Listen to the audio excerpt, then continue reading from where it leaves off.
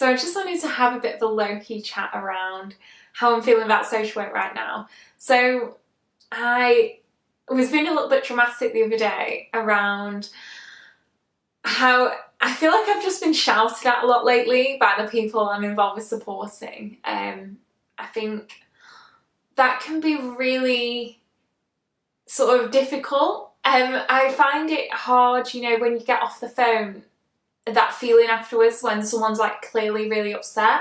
And I think sometimes it can be harder because you're not in person with people, so you don't have the same chance to sort of get across you as a human being. I feel like people are used to getting fobbed off down the phone, so I think sometimes that can be a bit of a trigger for people getting annoyed. And I always try and use skills that I've developed, like just listening for a while and just letting people sort of get out what it is that they want to talk about, because I feel like a lot of the things that are being said are really genuine, and I think you have to think that way when people are upset, obviously.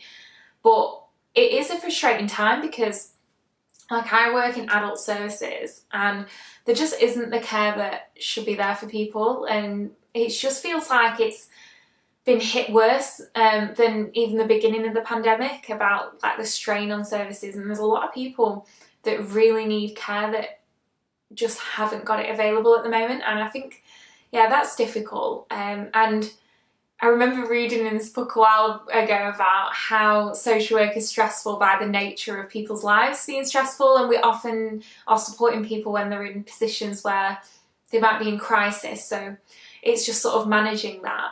But I do think it's important to sort of recognise when you are going through a challenging time in social work and make sure that you're recognising that you need support from colleagues and things. And also, I think it helps to know that you're not on your own feeling that way, especially when there's a lot of changes and things going on.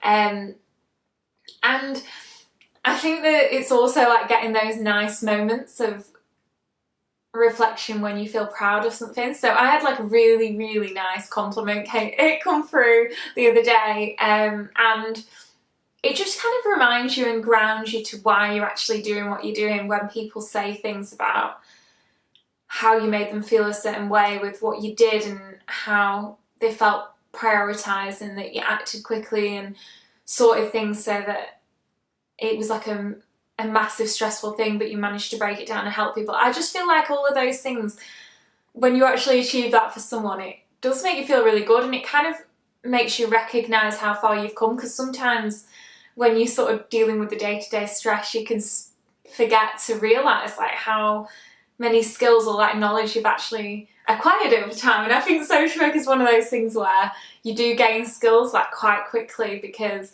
you have to figure stuff out. And I have moved into a bigger team of social workers, and I've never actually sat within a larger team. And it's even now, obviously I'm not physically sat with people, loads of people, but sometimes I am going into the office. I don't know if about everyone else, but kind of doing hybrid thing of in half the time, or part of the time anyway, and at home some of the time.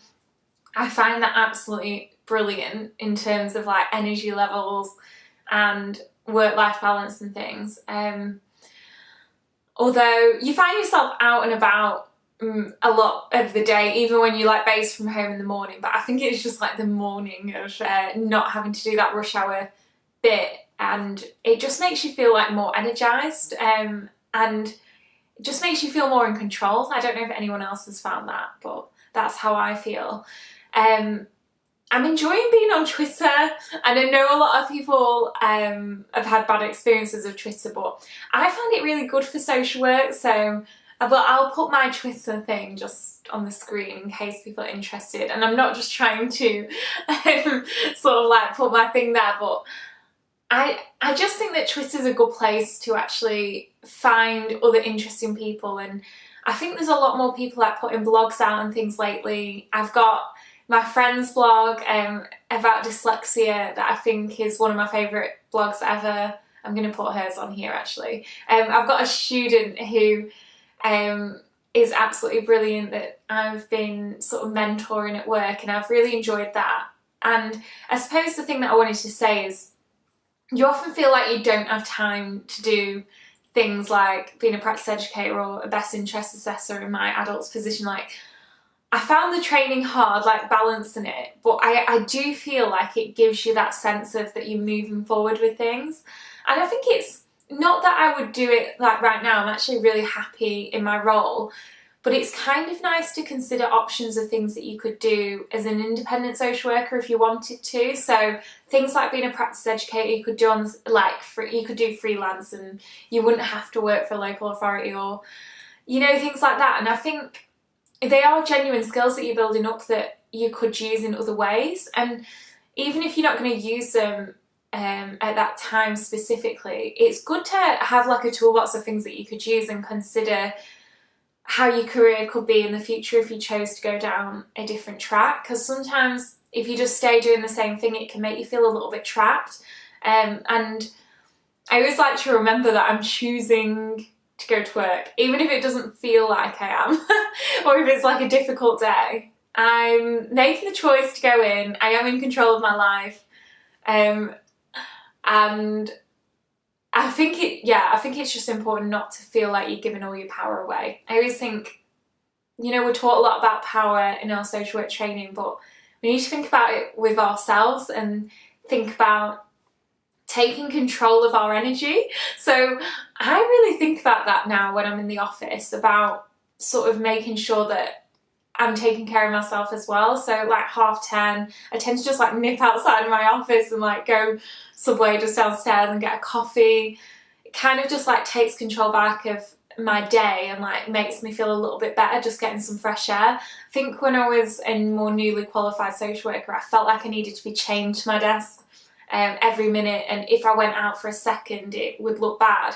Whereas now I feel I'm taking more ownership over my day, and if anyone questioned me on little things like that, I would just be able to say that these are things that help me to manage. And I think having an organisational system is like a massive help for me. So I've put out a video about it before, but like managing a caseload and using that strategy where I put things on Microsoft Word in like a table really helps my brain, because I definitely think better when it's on paper rather than running around in my head. So recently I wrote on an opinion thing about that I generally do work my working hours. Like obviously you do bits if you need to, but I genuinely think it's from developing a strategy that works in terms of just managing to get the things out of your head and onto paper. So these are just some reflections of things that I've been thinking lately.